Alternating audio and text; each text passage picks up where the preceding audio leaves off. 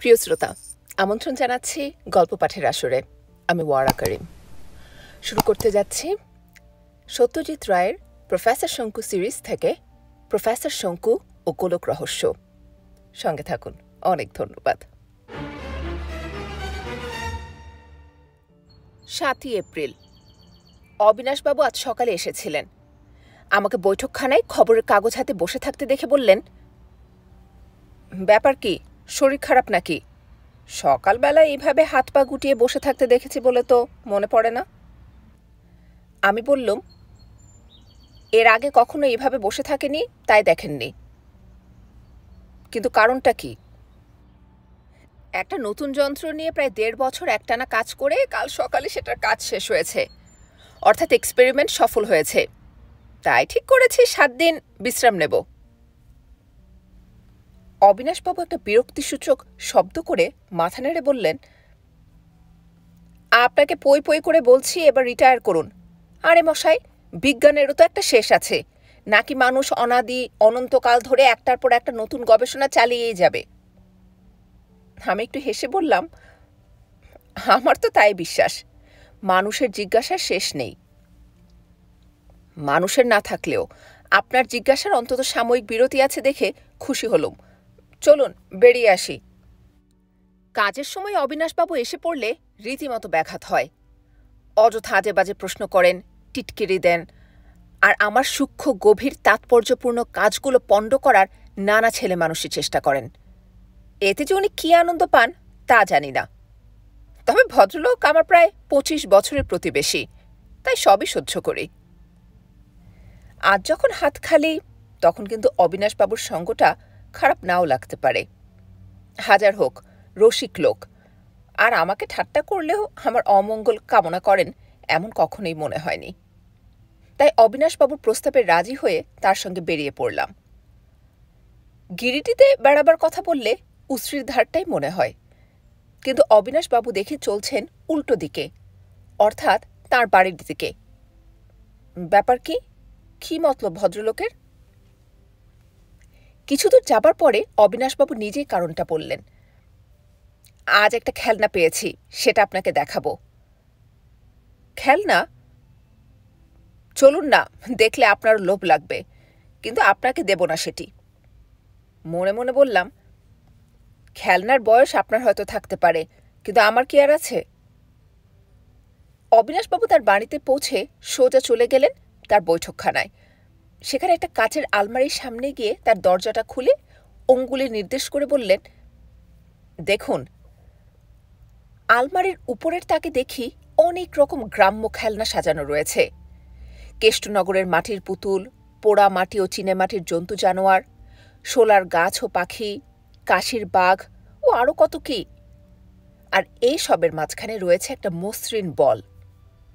অবিনাশবাবু আঙুল দিয়ে সে বলের দিকে পয়েন্ট করেছে। কেমন লাগছে বলটা? বলের মতোই মসৃণ গোল জিনিসটা, তবে সেটা যে কিসের তৈরি তা বোঝা মুশকিল, এবং তার রংটা বর্ণনা করা বেশ কঠিন। কিছুটা মেটে, কিছুটা সবুজ, কিছুটা আবার হলদে আর লাল মেশানো একটা 5 মিশালি রং বলা যেতে পারে। বেশ মজা লাগলো দেখতে বলটাকে। আমার ইন্টারেস্ট দেখে অবিনাশবাবু যেন বেশ খুশি খুশি ভাব হয়েছে বলে মনে হলো। জিজ্ঞেস করলাম, এ কোথায় তৈরি, কোত্থেকে পেলেন? অবিনাশবাবু বললেন, প্রথমটির উত্তর জানা নেই, দ্বিতীয়টি খুব সহজ। কাল উশ্রির ধারে বেড়াতে গিয়ে দেখি বালির উপর একটা জল ঢোড়া সাপ মরে পড়ে আছে। সাপটাকে দেখছিলুম। হাতখানি দূরেই যে বলটা পড়ে আছে সেটা প্রথমে লক্ষ্য করিনি। যখন করলুম তখন এত ভালো লাগলো যে তুলে নিয়ে এলুম। একবার হাতে নিয়ে দেখবেন, ওজন আছে বেশ। অবিনাশবাবু খুব সাবধানে তাক থেকে বলটা নামিয়ে আমার হাতে দিলেন। সত্যি বেশ ভারী, আর রীতিমতো ঠান্ডা। সাইজে একটা টেনিস বলের দ্বিগুণ, কিন্তু হাতে নিয়েও বুঝতে পারলাম না সেটা কিসের তৈরি। মাটির ভাগ হয়তো কিছুটা আছে, কিন্তু তার সঙ্গে বোধহয় আরও কিছু মেশানো আছে। কিছুক্ষণ নেড়ে চেড়ে বলটা ফেরত দিয়ে বললুম, বেশ ইন্টারেস্টিং জিনিস। অবিনাশবাবু আলমারির ভেতর বলটা রাখতে রাখতে বললেন, হুম। হ্যাঁ, তাহলে স্বীকার করুন যে আপনি ছাড়া অন্য লোকের কাছেও আশ্চর্য জিনিস থাকতে পারে। যাকে, এবার চলুন সত্যি একটু বেরিয়ে আসা যাক। বেশ মেঘলা মেঘলা দিনটা করছে। ঘন্টা দুয়েক পর বাড়িতে ফিরে এসে আর একবার আমার নতুন যন্ত্রটাকে দেখে নিলাম। এ যন্ত্র সম্বন্ধে বাইরে জানাজানি হলে আবার নতুন করে যে সম্মান পাব সে বিষয়ে কোনো সন্দেহ নেই। যন্ত্রটার নাম দিয়েছি মাইক্রোসোনোগ্রাফ। প্রকৃতির সব সূক্ষ্মাতিসূক্ষ্ম শব্দ যা মানুষের কানে আজ অবধি কখনো যায়নি, এমনকি যার অনেক শব্দের অস্তিত্বই মানুষ জানত না, সেই সব শব্দ এই যন্ত্রের সাহায্যে পরিষ্কার শোনা যায়। কাল পিঁপড়ের ডাক শুনেছি এই যন্ত্রে। সে এক আশ্চর্য অভিজ্ঞতা। কতকটা ঝিঝির ডাকের মতন, তবে ওরকম একটানা একঘেয়ে নয়। অদ্ভুত বিচিত্র সুরের ওঠানামা, স্বরের তারতম্য, সবকিছুই আছে ওই পিঁপড়ের ডাকে। আমার তো মনে হয় এই যন্ত্রের সাহায্যে ভবিষ্যতে আমি পিঁপড়ের ভাষাও বুঝতে পারব। আর শুধু পিঁপড়ে কেন, এতে প্রকৃতির এমন কোনো সূক্ষ্ম শব্দ নেই যা শোনা যায় না। একটা নব আছে, সেইটা ঘুরিয়ে এর ওয়েভলেংথ পরিবর্তন করা যায়, এবং এই ঘোরানোর ফলেই বিভিন্ন স্তরের বিভিন্ন দূরত্বে অবস্থিত আওয়াজগুলো ধরা পড়তে থাকে। আমি বাড়ি ফিরে এসে একটা বিশেষ ওয়েভলেংথে নবটা সেট করে আমার বারান্দার টবের গোলাপ গাছের একটা ফুল ছিঁড়তেই অতি তীক্ষ্ণ বেহালার স্বরের মতো একটা আর্তনাদ আমার যন্ত্রটায় ধরা পড়ল। এটা যে ওই গাছেরই যন্ত্রণার শব্দ সেটা ভাবতেও অবাক লাগে। অবিনাশবাবু আমাকে তার বল দেখিয়ে তাক লাগিয়ে দেবার চেষ্টায় ছিলেন। আমার যন্ত্রটার বাহাদুরির দু একটা নমুনা দেখলে না জানি তার মনের অবস্থা কী হবে। 12ই এপ্রিল। আজ সকালে আমার মাইক্রোসোনোগ্রাফটা দেখানোর জন্য অবিনাশবাবুর কাছে আমার চাকর প্রহ্লাদকে পাঠাবো ভাবছিলাম। এমন সময় দেখি ভদ্রলোক নিজেই এসে হাজির। তার চোখে মুখের ভাব এবং নিঃশ্বাস প্রশ্বাসের রকম দেখে মনে হলো তিনি বেশ উত্তেজিত। আমি তখন যন্ত্রটা আমার বাগানের ঘাসের ওয়েভলেংথের সঙ্গে মিলিয়ে আমার মালির ঘাস কাটার সঙ্গে সঙ্গে ঘাসের সমবেত চিৎকার শুনছি। অবিনাশবাবু আমার ল্যাবরেটরিতে ঢুকে হাতের লাঠিটা দড়াম করে টেবিলের উপর ফেলে দিয়ে টিনের চেয়ারটায় ধপ করে বসে পড়লেন। তারপর একটা বড় নিঃশ্বাস টেনে নিয়ে বললেন, আজে বাজে কাজে সময় নষ্ট করছেন, আর এদিকে আমার বাড়িতে যে তাজ্জব কাণ্ড চলছে। অবিনাশবাবুর তাচ্ছিলের সুরটা মোটেই ভালো লাগলো না। গলার স্বরটা যথাসম্ভব গম্ভীর করে বললাম, কি কাণ্ড? শুনবেন কি কাণ্ড? আমার সেই বল মনে আছে? আছে। কেবল ঘন্টায় ঘন্টায় রং বদলাচ্ছে। কিরকম? এত ধীরে বদলাচ্ছে যে বেশ কিছুক্ষণ তাকিয়ে থাকলেও চোখে ধরা পড়ে না। কিন্তু আপনি যদি এখন দেখেন, তারপর আবার 2 ঘন্টা বাদে গিয়ে দেখেন, তাহলে চেঞ্জটা স্পষ্ট বুঝতে পারবেন। আমি তো নাওয়া খাওয়া ভুলে গিয়ে কদিন থেকে এই করছি। এখন কিরকম দেখলেন? এখন তো সকাল, সকালের চেহারা সেদিনের সকালের চেহারার মতোই। এখন যদি দেখেন তো সেদিনের মতোই দেখবেন, কিন্তু ঘণ্টাখানেক পরে গেলে দেখবেন একেবারে অন্যরকম। সবচেয়ে আশ্চর্য ব্যাপার শুরু হয় সন্ধে থেকে। কীরকম একটা সাদা সাদা ছোপ পড়তে থাকে। পরে মাঝরাত্রিরে যদি দেখেন তো দেখবেন একেবারে ধপধপে সাদা, যেন একটা জায়ান্ট সাইজ ন্যাফথলিনের বল। ভারী আশ্চর্য তো। ভাবছি খবরের কাগজে একটা খবর পাঠিয়ে দিই, তবু এই গোলকের রহস্যের জোরে যদি কিছুটা খ্যাতি হয়। জীবনে তো কিছুই হলো না। চাই কি জাদুঘরের জন্য গভর্নমেন্টের কাছে বেচে 2 পয়সা যদি করে নেওয়া যায়, তাই বা মন্দ কি? অবিনাশবাবুর কথা শুনে বুঝলাম তিনি আকাশ কুসুম দেখছেন। মুখে বললাম, এসব করার আগে একবার জিনিসটা নিয়ে একটু পরীক্ষা করে দেখলেও তো না? হয়তো দেখবেন চোখের ধাঁধা কিংবা আপনার দেখার ভুল। অবিনাশবাবু এবার যেন রীতিমতো রেগে উঠলেন। তড়াক করে চেয়ার থেকে লাফিয়ে উঠে লাঠিটা বগল দাবা করে নিয়ে বললেন, ভুল তো ভুল, আপনি থাকুন আপনার হাতুড়ে কারবার নিয়ে।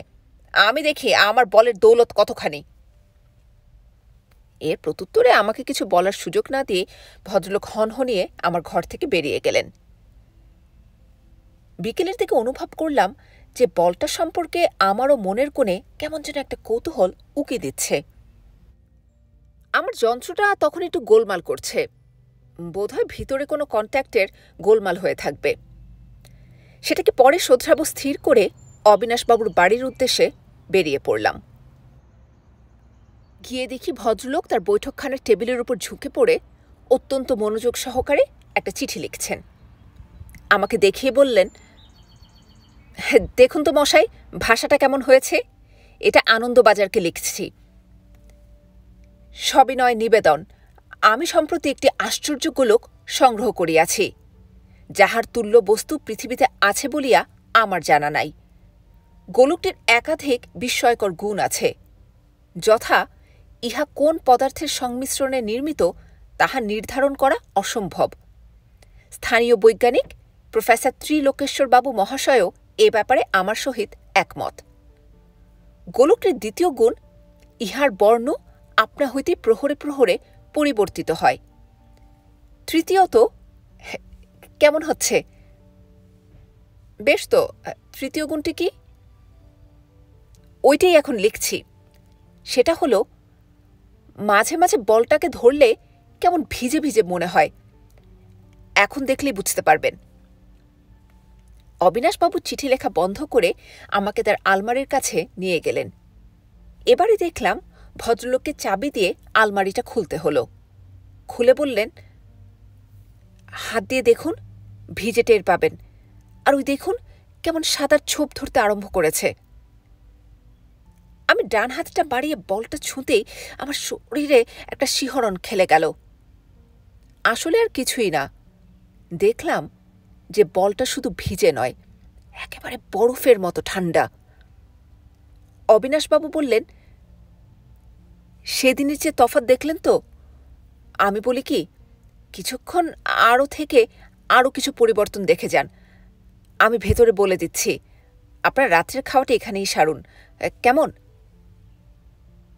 গোলকের রূপান্তর দেখে সত্যি আমার বৈজ্ঞানিক কৌতূহল অনেকখানি বেড়ে গিয়েছিল। তাই অবিনাশবাবু অনুরোধ না করলে আমি নিজেই হয়তো আরও কিছুক্ষণ থেকে যাওয়ার প্রস্তাব করতাম। 5 ঘন্টা ধরে বলের রং পরিবর্তন স্টাডি করে এই কিছুক্ষণ হলো বাড়ি ফিরেছি। অবিনাশবাবুর বাড়ি থেকে যখন বেরিয়েছি তখন রাত 11:30। বলের চেহারা তখন সত্যি একটা অতিকায় ন্যাফথালিনের গোলার মতো। আমার ইচ্ছে ছিল বলটাকে অন্তত একবার একদিনের জন্যে আমার কাছে এনে সেটাকে নিয়ে একটু গবেষণা করি, কিন্তু অবিনাশবাবু নাছোড়বান্দা। আমার উপর টেক্কা দেওয়ার সুযোগ কি সহজে ছাড়েন তিনি? তার বিশ্বাস, গিরিডিতে আমিও থাকি, তিনিও থাকেন, অথচ আমারই কেবল জগৎজোড়া নাম ডাক হবে, আর তিনি অখ্যাত থেকে যাবেন। এটা ভারী অন্যায়। কাল একবার দুপুরের দিকে বলের চেহারাটা দেখে আসতে হবে। 13 এপ্রিল। আজ অবিনাশবাবু একটি গামছায় মুড়ে বলটাকে আমার কাছে দিয়ে গেছেন। আপাতত সেটা আমার ল্যাবরেটরিতে একটা টেবিলের উপর কাচের ছাউনির তলায় সযত্নে রাখা আছে। সারাদিন ধরে প্রাণ ভরে এর রং পরিবর্তন লক্ষ্য করছি। অবশ্য অবিনাশবাবু এলেন নাটকীয়ভাবেই। তিনি যখন গামছার পুঁটলি হাতে আমার বৈঠকখানায় ঢুকলেন, তখন তার মধ্যে গতকালের উৎফুল্লতার লেশমাত্র ছিল না, বরং যে ভাবটা ছিল সেটা তার বিপরীত। যেন তিনি একটা অন্যায় করে ফেলেছেন এবং তার জন্য তাকে একটা বিশেষ রকম মানসিক ক্লেশ ও অশান্তি ভোগ করতে হচ্ছে। আমি তখন সবে কফি খাওয়া শেষ করছি। অবিনাশবাবু ঘরে ঢুকে টেবিলের উপর বল সমেত গামছাটি রেখে ধুতির খুঁটে কপালের ঘাম মুছে বললেন, না মশাই, আমাদের এসব জিনিস হ্যান্ডেল করা পোষায় না। এই রইল আপনার কাছে। কলকাতা থেকে সাংবাদিক এলে আপনার কাছেই পাঠিয়ে দেব। আমি বেশ একটু অবাক হয়ে বললাম, কি হলো? এক রাতের মধ্যে এমন কি হলো যে এত সাধের বলের উপর একবারে বিতৃষ্ণা এসে গেল? আরে বলবেন না মশাই, এই বল অতি সাংঘাতিক বল, একেবারে শয়তান বল। জানেন, আলমারিটার মাথার উপর একটা টিকটিকি ছিল, সকালে দেখি মরে গেছে। শুধু তাই নয়, আলমারির ভেতর থেকে ডজন খানেক মরা আরশোলা বেরিয়েছে। আমি না হেসে পারলাম না। বললাম, বিনে পয়সায় এমন একটা ইনসেকটিসাইড পেয়ে গেছেন, আর আপনি তাই নিয়ে আফসোস করছেন? আরে মশাই, শুধু ইনসেক্ট হলে তো কথাই ছিল না, আমার নিজেরই যে কেমন জানি গা গুলানো ভাব হচ্ছে। দিন রাত জেগে বলটার রং বদলানো লক্ষ্য করছিলেন না? তা করছি। তার মানেই ঘুমের অভাব হয়েছে, তাই নয় কি? তা হয়েছে, তবে গা গুলানোর কারণ তো পরিষ্কার। কি জানি মশাই, হতে পারে, কিন্তু তাও বলছি এ বল আপনার কাছেই থাকুক। কেমন জানি উৎসাহ চলে গেছে, বুঝছেন না? আমি মনে মনে যা বুঝলাম তা হলো এই, অবিনাশবাবু তো বিজ্ঞান মানেন না, তিনি যেটা মানেন সেটা হলো কুসংস্কার। বলটার কাছাকাছি কটা পোকামাকড় মরতে দেখে তার ধারণা হয়েছে যে বলটার মধ্যে বুঝি কোনো শয়তানি শক্তি লুকোনো আছে। তবে অবশ্যই আশ্চর্য হবার কোনো কারণ নেই, আমার দিক থেকে দেখলে ঘটনাটা লাভজনকও বটে, তাই আমি দ্বিরুক্তি না করে বলটা রেখেই দিলাম। এখন রাত 12:30। সকাল 8টা থেকে কাচের ঢাকনার বাইরে থেকে বলটার রং পরিবর্তন স্টাডি করছি। সকালে মেটে, সবুজ, লাল আর হলদে রঙের খেলা। দুপুরের দিকে লাল আর হলদেটে কমে আসে, সবুজটা আর একটু গাঢ় হয়। বিকেলের দিকে সবুজটা ক্রমশ লাল আর কমলার দিকে যেতে থাকে। তারপর যত সন্ধ্যা হয় সেটা হয়ে আসে টকটকে লাল, যেন বলটা একটা পাকা আপেল। সন্ধ্যা 7টা থেকে লক্ষ্য করছি বলের সমস্ত রং চলে গিয়ে কেমন যেন একটা ছাই ছাই রুক্ষ ভাব নেয়। 10টা নাগাদ সেই ছাই রঙের উপর সাদা ছোপ পড়তে থাকে। এখন বলটা একেবারে ধপধপে ঝকঝকে সাদা। তারপর তার উপর আমার 150 পাওয়ার ইলেকট্রিক লাইট পড়েছে, যেন তা থেকে জ্যোতি বিচ্ছুরিত হচ্ছে। কাচের ছাউনির ভেতরে একটা আবছা কুয়াশার মতো কি যেন জমা হচ্ছে, বরফ থেকে বাষ্প বেরিয়ে যেরকম হয় কতটা সেই রকম। কালকের দিনটাও এর রং পরিবর্তন স্টাডি করে পরশু বলটাকে আমার টেবিলের উপর ফেলে এর একটা কেমিক্যাল অ্যানালিসিস করার ইচ্ছে। 14 এপ্রিল। কাল সারা রাত নিউটনটা কেঁদেছে। বলটা আনার পর থেকেই লক্ষ্য করছি তার মেজাজটা কেমন যেন খিটখিটে হয়ে গেছে। কাল সারাদিনে অনেকবার দেখেছি সে এক দৃষ্টি বিরক্তভাবে কাচের ঢাকনাটার দিকে চেয়ে আছে। কি কারণ কে জানে। ঘুমের অভাবেই বোধ হয় আমার মাথাটাও কেমন জানি একটু ধরেছিল, তাই ল্যাবরেটরিতে যাবার আগে আমার তৈরি সেই বড়ির একটা খেয়ে নিলাম। 277 রকমের ব্যারাম সারে আমার তৈরি এই অ্যানাহেলিন ট্যাবলেটের গুণে। আমার ল্যাবরেটরিতে গিয়ে প্রথম একটা জিনিস লক্ষ্য করলাম, কতগুলি কাচের বয়মের মধ্যে আমার ছোট ছোট পোকামাকড়ের একটা সংগ্রহ ছিল। ইচ্ছে ছিল মাইক্রোসোনোগ্রাফে তাদের ভাষা শুনে রেকর্ড করব। এখন থেকে প্রত্যেক বয়ামের প্রত্যেকটি পোকা মৃত অবস্থায় পড়ে আছে। এটা অবশ্য আমার ভুলেই হয়েছে। বলের এই মারাত্মক ক্ষমতার কথা জেনেও সেগুলোকে সরিয়ে রাখতে ভুলে গিয়েছিলাম। কি আর করি, মরা পোকাগুলোকে ফেলে দিয়ে খালি বয়ামগুলো যথাস্থানে রেখে দিলাম। এবার বলটার দিকে চেয়ে দেখি গত কদিন সকালে যেরকম রং দেখেছি আজও ঠিক সেই রকম। রং বদলানোর নিয়মের কোনো পরিবর্তন নেই দেখে আশ্বস্ত হলাম। এই জিনিসটা বেনিয়মে বা খামখেয়ালিভাবে হলেও গবেষণায় খুব মুশকিল হতো। কাচের ঢাকনার গায়ে বাষ্প জমে কাচের সর্বাঙ্গ বিন্দু বিন্দু জলে ভরে গিয়েছিল। আমি তাই ঢাকনাটা তুলে সেটা পরিষ্কার করতে গেছি। এমন সময় ল্যাবরেটরির দরজার দিক থেকে একটা শব্দ পেয়ে ঘুরে দেখি নিউটন দরজার চৌকাঠের উপর পিঠ উঁচিয়ে লেজ ফুলিয়ে দাঁড়িয়ে আছে। তার দৃষ্টি বলের দিকে। নিউটন যে একটা লম্ফ দেওয়ার জোগাড় করছে সেটা আমি দেখেই বুঝেছিলাম, এবং আমি সেটার জন্য প্রস্তুত ছিলাম। লাফটা দিতে আমি বিদ্যুৎ বেগে বলটার সামনে গিয়ে থপ করে দুহাতে বেড়ালটাকে ধরে নিলাম। তারপর তাকে ল্যাবরেটরির বাইরে বার করে দিয়ে দরজাটা বন্ধ করে দিলাম। বাকি যেটুকু সময় ল্যাবরেটরিতে ছিলাম দরজায় নিউটনের আঁচড়ের শব্দ পেয়েছি।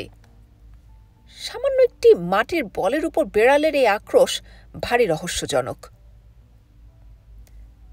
আজ সারাদিন আমার মাইক্রোসোনোগ্রাফ চালিয়ে নানান সূক্ষ্ম প্রাকৃতিক শব্দের চার্ট করেছি। আর সে সমস্ত শব্দই আমার টেপ রেকর্ডারে রেকর্ড করেছি। এই শব্দ সংগ্রহ শেষ হলে পরে শব্দের মানে করার পর্ব শুরু হবে। অবিনাশবাবু বলছিলেন বিজ্ঞানের নাকি একটা সীমা আছে।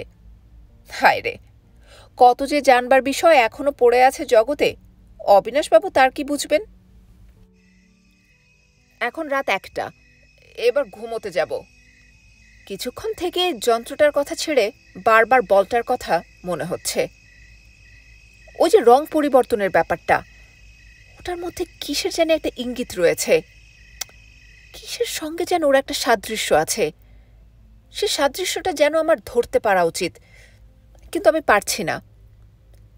সাদা অবস্থায় বলটা যদি বরফে আচ্ছাদিত হয়ে যায়, তাহলে অন্য অবস্থাগুলো কি?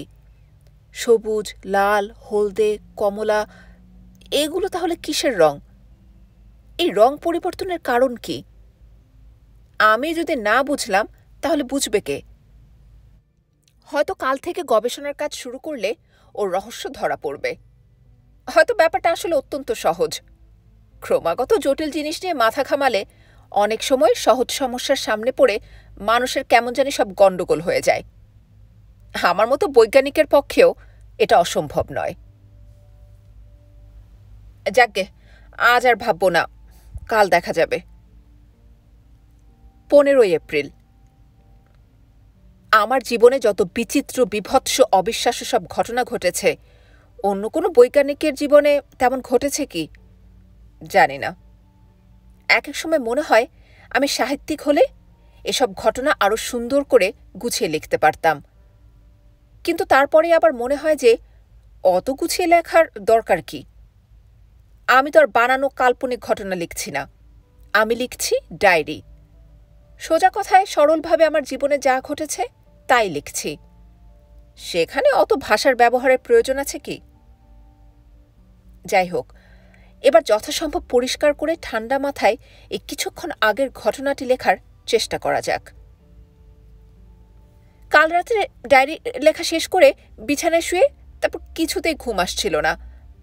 আমি কাল লিখেছিলাম যে এই রং বদলানোর মধ্যে বিশেষ যেন একটা ইঙ্গিত ছিল, যেটা আমি ঠিক বুঝে উঠতে পারছিলাম না। বিছানায় কিছুক্ষণ শুয়ে ওটা নিয়ে ভাবতে ভাবতে হঠাৎ যেন অজ্ঞানতার অন্ধকারে একটা আলো দেখতে পেলাম। পরপর রঙের পরিবর্তনগুলো আর একবার ঝালিয়ে নিলাম মনের মধ্যে। মাঝরাত্রিরে বলটা সাদা, তারপর সকালের দিকে ক্রমে সাদাটা চলে গিয়ে হলদে, লাল, সবুজ ইত্যাদি বেশ একটা জমকালো রঙের খেলা শুরু হয়। দুপুরের দিকটা যত এগিয়ে আসে তত সবুজটা গাঢ় হতে থাকে। হলদে, লাল ইত্যাদি উজ্জ্বল রঙগুলো কমে গিয়ে বলটা ক্রমশ একটা গভীর অথচ স্নিগ্ধ চেহারা নেয়। তারপর বিকেলের দিকে সবুজ জায়গাগুলো আস্তে আস্তে লাল আর খয়েরি মেশানোর একটা অবস্থায় পৌঁছে শেষ পর্যন্ত সন্ধ্যের দিকে একটা ছাই ছাই ভাব, এবং রাত বাড়লে পর সাদার ছোপ ধরা শুরু। কিসের সঙ্গে মিল এই পরিবর্তনের? আমার এখনো স্পষ্ট মনে আছে, বৈঠকখানার দেয়ালের ঘড়িতে 2টো বাজার শব্দের সঙ্গে সঙ্গে এ প্রশ্নের উত্তরটা হঠাৎ বিদ্যুতের ঝলকের মতো আমার মাথায় এসে গেল। আমাদের পৃথিবীর ঋতু পরিবর্তনের সঙ্গে এই বলের রং পরিবর্তনের আশ্চর্য মিল। তফাৎ কেবল এই যে পৃথিবীতে যে পরিবর্তন ঘটতে 1 বছর সময় লাগে, এই বলে সেটা ঘটতে লাগছে 1 দিন, অর্থাৎ 24 ঘন্টা। রাত 12টায় এই বলের চরম শীতের অবস্থা। তখন এর সবটাই বরফের আবরণে ঢাকা। তারপর সেটা কমে গিয়ে সূর্যোদয়ের সময় থেকে লাল, হলদে, সবুজের খেলায় এর বসন্তকাল। সূর্য যতই মাথার উপরে উঠতে থাকে, এই বল ততই গ্রীষ্মের দিকে এগোয়, আর রঙের বাহারও কমে আসে। গ্রীষ্মের পর বিকেলের দিকে বর্ষা এলে বলটায় হাত দিলে ভিজে ভিজে ঠেকে। সূর্যাস্তের সময় থেকে এর শরৎ। সন্ধ্যা বাড়লে প্রথম সাদার ছোপে হেমন্তকাল, এবং সেই সাদা বেড়ে গিয়ে মাঝরাতে রাত 12টাতে আবার চরম শীতের অবস্থা। এই বলটি কি তাহলে আমাদের পৃথিবীরই একটা ক্ষুদে সংস্করণ, নাকি এটা একটা স্বতন্ত্র গ্রহ যেখানে ঋতু পরিবর্তন আছে, প্রাণ আছে, প্রাণী আছে? আমি জানি এই বিশ্বব্রহ্মাণ্ডে অসম্ভব বলে প্রায় কিছুই নেই, কিন্তু এই ক্ষুদ্রাতপি ক্ষুদ্র গ্রহের কথা যে আমি পর্যন্ত স্বপ্নেও ভাবতে পারিনি।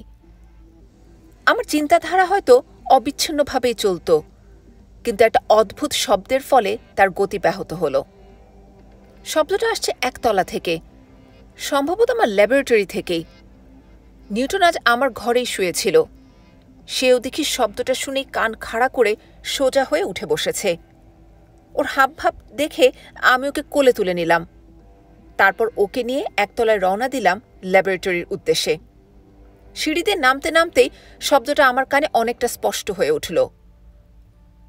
শঙ্কু, শঙ্কু, শঙ্কু। আমার নামটা ধরে কে যেন বারবার চিৎকার করে যাচ্ছে। উচ্চারণ স্পষ্ট হলেও স্বর কিন্তু একেবারেই মানুষের স্বর নয়, কিংবা মানুষ হলেও আমাদের অভিজ্ঞতার মধ্যে পড়ে এমন কোনো মানুষের শব্দ নয়। ল্যাবরেটরির দরজা খুলে ঢুকতেই শব্দটা যেন 4 গুণ বেড়ে গেল। আর নিউটনের সে কি প্রচণ্ড আস্ফালন! কোনো রকমে তাকে বগল দাবা করে এগিয়ে গেলাম আমার টেবিলের দিকে। শব্দটা আসছে আমার যন্ত্র থেকে, বলের দিক থেকে নয়। আমি এসে দাঁড়াতেই চিৎকারটা থেমে গেল। তারপর প্রায় আধ মিনিট সব চুপচাপ। আমার বগলের তলে বুঝতে পারলাম নিউটন থরথর করে কাঁপছে। হঠাৎ আবার তীক্ষ্ণ স্বরে সেই চিৎকার শুরু হলো। টেরাটম, টেরাটম, টেরাটম গ্রহ থেকে বলছি। কলির শঙ্কু, কলির শঙ্কু, তুমি আমাদের কথা শুনতে পাচ্ছ? আমি কি বলবো, আমার নিজের কানকে বিশ্বাস করাই যে কঠিন হয়ে পড়েছিল। আবার প্রশ্ন এলো, শঙ্কু, আমাদের কথা শুনতে পাচ্ছ? তোমার মাইক্রোসোনোগ্রাফ যে ওয়েভলেংথে রয়েছে, সেই ওয়েভলেংথে আমরা কথা বলছি। শুনতে পাচ্ছ তো? হ্যাঁ বলো, আরও কথা আছে। আমি মন্ত্রমুগ্ধের মতো বললাম, পাচ্ছি শুনতে, কি বলবে বলো। উত্তর এলো, আমরা তোমার ঘরে বন্দি। বুঝতে পারছি তুমি না জেনে এই কাজ করেছ, কিন্তু করে অন্যায় করেছ। আমরা সৌরজগতের ক্ষুদ্রতম গ্রহ, কিন্তু তাতে তাচ্ছিল্য করার কোনো কারণ নেই। পৃথিবীর চেয়ে 5 লক্ষ গুণ বড় গ্রহ সৌরজগতের বাইরে রয়েছে। আমাদের শক্তি আমাদের আয়তনে নয়, আমাদের শক্তি আমাদের বিজ্ঞানে, আমাদের বুদ্ধিতে। তোমাদের পৃথিবীর যা সম্পদ, সে অনুপাতে আমাদের টেরাটম গ্রহের সম্পদ লক্ষ গুণ বেশি। আমরা কক্ষচ্যুত হয়ে পৃথিবীতে এসে পড়েছি। জলের মধ্যে পড়েছিলাম, তাই আমাদের কোনো ক্ষতি হয়নি, কারণ আমরা মাটির নিচে বাস করি। কিন্তু তোমার এই কাচের আচ্ছাদন আমাদের পক্ষে অত্যন্ত ক্ষতিকর, কারণ অক্সিজেন আমাদের পক্ষে অত্যন্ত প্রয়োজনীয়। মানুষের যেমন এই জিনিসটা দরকার, তেমনি আমাদেরও। এমনিতে মানুষের সঙ্গে আমাদের তফাৎ সামান্যই, তবে আমাদের বুদ্ধি অনেক গুণ বেশি, আর আয়তন আমাদের এতই ছোট যে তোমাদের সাধারণ মাইক্রোস্কোপে আমাদের দেখা যাবে না। কয়েক মুহূর্তের জন্য কথা থামল। আমি যে এর মধ্যে কখন চেয়ারে বসে পড়েছি তা নিজেই ঠাহর পাইনি। তারপর আবার কথা শুরু হলো। তোমার কাছে আমাদের অনুরোধ, কাচের আচ্ছাদন খুলে ফেলো। আমাদের আয়ু এমনিতেই কমে এসেছে। একটা আস্ত গ্রহের সমস্ত অধিবাসীদের হত্যা করার অপরাধের ভার তুমি কি সারা জীবন বইতে পারবে? তাই অনুরোধ করছি, আমাদের মুক্তি দাও। তুমি বৈজ্ঞানিক, আমাদের সম্বন্ধে তোমার মনে কোনো রকম সহানুভূতির ভাব নেই? একটা প্রশ্ন মনের মধ্যে খোঁচা দিচ্ছিল, এবার সেটা না জিজ্ঞেস করে পারলাম না। তোমাদের মধ্যে কি এমন কোনো ক্ষমতা আছে যাতে তোমরা তোমাদের চেয়ে আয়তনে অনেক বড় প্রাণীকেও হত্যা করতে পারো? কিছুক্ষণ কোনো উত্তর নেই। আমি বললাম, আমার প্রশ্নের জবাব দাও। গত কদিনের মধ্যে তোমাদের কাছাকাছি কতগুলি প্রাণীর যে মৃত্যু হয়েছে, তার জন্য কি তোমরা দায়ী? এবারে আমার প্রশ্নের উত্তরে একটা পাল্টা প্রশ্ন এলো। ভাইরাস কাকে বলে জানো? নিশ্চয়ই। কাকে বলে? আমার ভারী অপমান বোধ হচ্ছিল, তা উত্তর দিলাম, রোগ বহনকারী বিষাক্ত বীজকে ভাইরাস বলে। ঠিক। এই ভাইরাসের আয়তন কি? মাইক্রোস্কোপে দেখতে হয়। ঠিক, কিন্তু এই বীজ থেকে একটা গোটা শহরের লোক নিশ্চিহ্ন হয়ে যেতে পারে, সেটা জানো?